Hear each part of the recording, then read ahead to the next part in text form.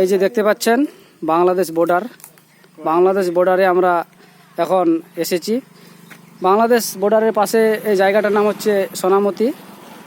এই জায়গাটা হচ্ছে উত্তর দিনাজপুর ইসলামপুরের পাশে সোনামতি। এই জায়গাটাতে আমরা এসেছি বর্ডার দেখার জন্য 5-6 জন মিলে।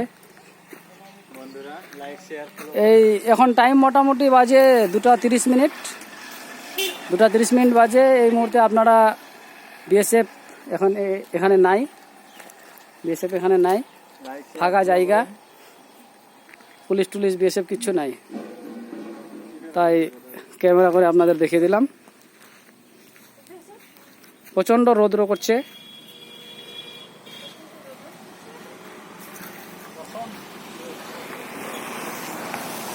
বাংলাদেশ বর্ডারের ওইদিকে আপনারা দেখতে পাচ্ছেন চা পাতার গাছ,